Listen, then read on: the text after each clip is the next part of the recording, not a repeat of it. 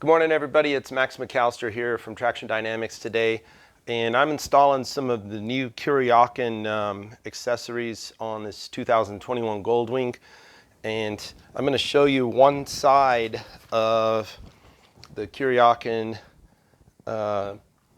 These are the driver's highway pegs. They're Omni cruise mounts with pegs for Goldwing. These are in satin black. This is an all blacked out bike, so this is kind of the general idea of what we're going to be working with today. But come on around here and we're going to get started. There's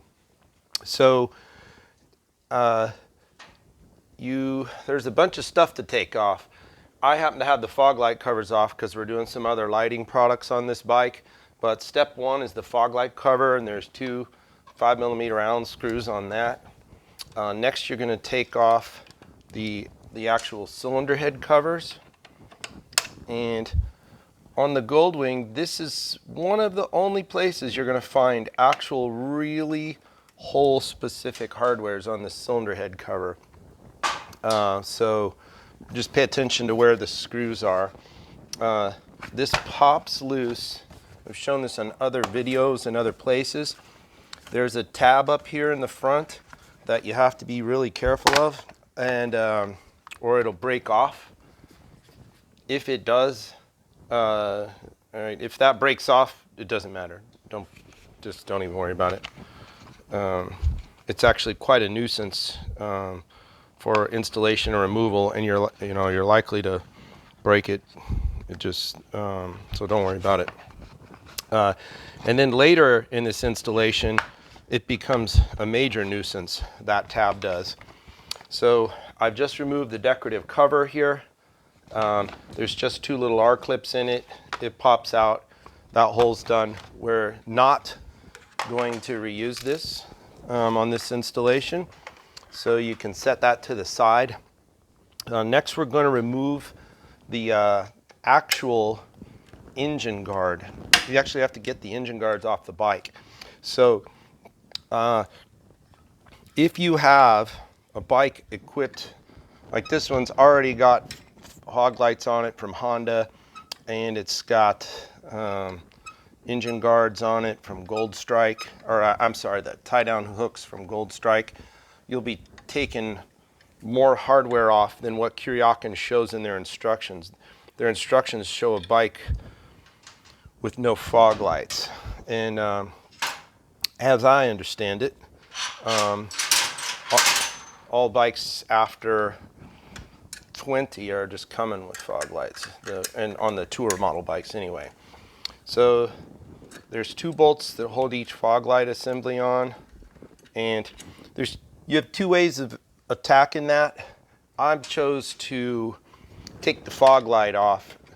You could leave the fog light mounted to the rail and then find the wiring and undo the wiring, but Honda's got this wiring all buttoned up nice from the factory. I didn't want to disturb the wiring too much, so there's my fog lights loose.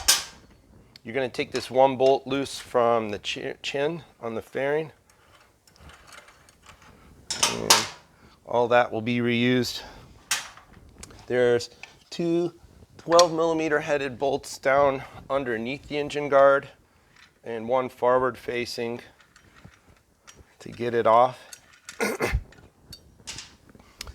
And this one's kind of hidden. You just bend the plastic out of the way.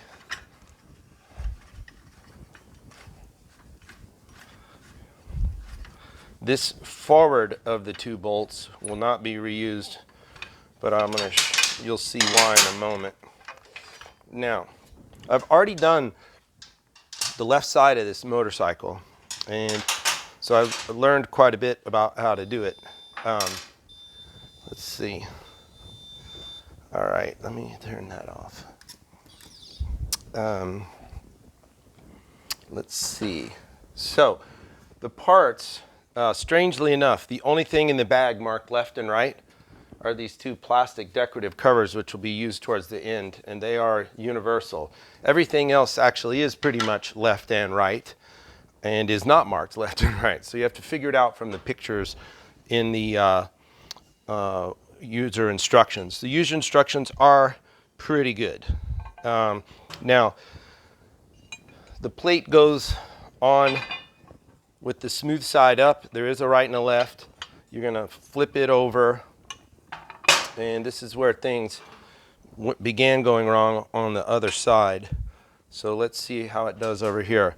First thing is, don't ask me why, but these are Chinese-made products, but they have SAE hardware on them, and don't ask me why. So if you have your metric Allen wrenches out and they start skipping in these holes, it's because they are not metric. They've put standard hardware on these parts. Don't ask me why. Now, this bracket kind of lays in place, and actually I think this is where we're going to have to stop on this one because this part's defective. Yeah, this side's defective. I'm not going to be able to finish this assembly. That hole there, I'm supposed to be able to put a screw in, but I can't. Well, I'm going to continue on and just give you the explanation while I'm doing this. So these will have to be returned. What a bummer. So these 3 screws go in here and hold this plate down. You get them kind of snug, but not too tight. You're also going to see this is supposed to line up. It does not in any way line up. This is going to have to be bent. So you'll need a bench vise and some strong, either big crescent wrench or something that you can bend this stuff down here to align it. Because it does not line up. It didn't on the other side either. You can sort of put the hardware through, and then when you tighten this other stuff, you know, it'll bend it into place, like pull it into place, but you know, seems a little hokey to me. I would show you the rest of the installation, but I'm not going to do that fully. So this goes on to the bike. The hardware goes back in. This long bolt takes the place down on the bottom. That's pretty self-explanatory. Once you get that in, you will put the engine cover back on. This is where it gets really challenging. You cannot put it on the way it comes on and off from the factory. Normally you start up here, you hook that little foot and go from the bottom and work towards the back. You can't do that because this big metal bracket is sticking out. You have to actually kind of put it on, go from the back and go forward. Now comes the problem with the little foot. It's almost impossible to get it to go in. I did get it, but I feel like I was lucky. The odds of breaking it off are super high, but you know, it is what it is. Don't worry about it. If it, like I said, that little tab breaks off, it doesn't. It's inconsequential. There's a million other things holding this part together tightly. So this will be protruding out of the cover like this. Then the next thing I ran into is, even when I had it all assembled and tightened up properly, that bracket is not really where it needs to be.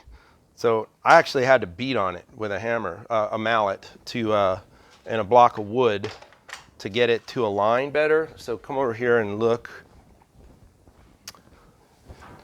I got it pretty good. It was backwards and up somewhat, a little bit. So with an ample amount of hammering and beating, I got it to come close. This is as close as this is going to get. If you can really tell because this plastic part slips in over it and is supposed to, you know, line up and fill those holes, and then there's 2 little screws on the bottom to hold it in place.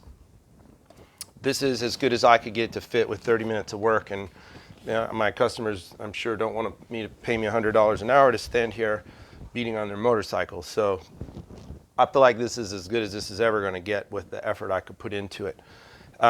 From there, you assemble the pivot to this extension arm, and there's where it goes wrong again. The hardware that's supplied is too long. They give you a long bolt and a short bolt. The long bolt is to hold the arm onto the casting. The short bolt is to bolt the pivot onto the arm. The bolts bottoms out. So you're going to need a belt sander or a bench grinder or something. You need to take 2 to 3 threads off of this bolt. When you do that and you're done, make sure you grind a little 45 edge on it so that it cleans up the thread if the thread's been damaged. That way it'll still thread into the part. So that bolt's too long. You'll know it's too long because when you try and tighten it, the foot peg will never tighten up and the bolt will be fully tightened. I'm, I think, an average size guy. I'm 5'9". Putting the arm in the middle fit for me. If you were shorter, 5'6" or shorter, you might put it forward. If you're 6 feet or taller, probably put it on the far away hole. They give you 2 blind plugs to snap into the 2 holes that you're not going to use to make it look nice. And then from there, you really just got to set about playing with the thing to find what looks good. Now, you would kind of think that this head is supposed to be turned this way so that the peg has the most amount of leverage of your foot holding it down. But it works best.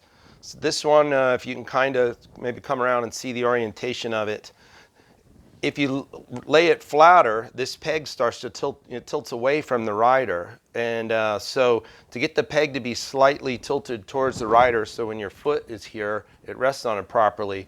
This angle seems to be pretty optimum.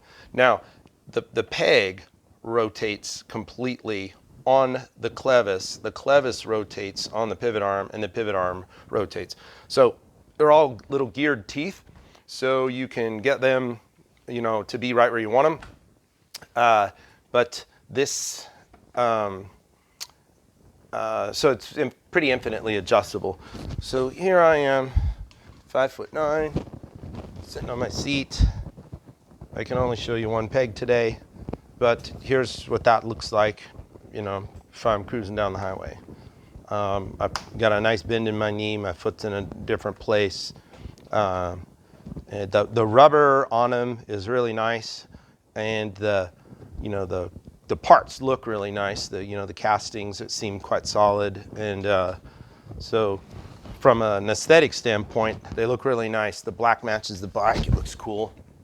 On another video, I'm going to show you the floorboards that match them. So there are some defects in this. It is not a simple bolt-up installation. You're going to have to do some work to get them to fit properly. Don't forget, you're going to need a set of American Allen wrenches to install this. And hopefully you don't get one that's actually totally defective and is going to have to be returned. But if you get a good kit, I think this will be a good product. You'll be happy with it once it's installed. Oh, and there's one last thing. You actually can tune this angle with a set screw that's underneath, the stopping point. You can get a little angle there, but the way it's supplied with it sits pretty level and looks good. So anyway, I'm Max. This is my how-to install video on the Kuryakyn kit. It appears to be part number 6751. And in satin black. If you like this video, please give it a thumbs up. Don't forget to share with your friends. Hit the subscribe button if you want to get discounts on products and stuff we sell here at Traxxion. And I look forward to seeing you soon on another video.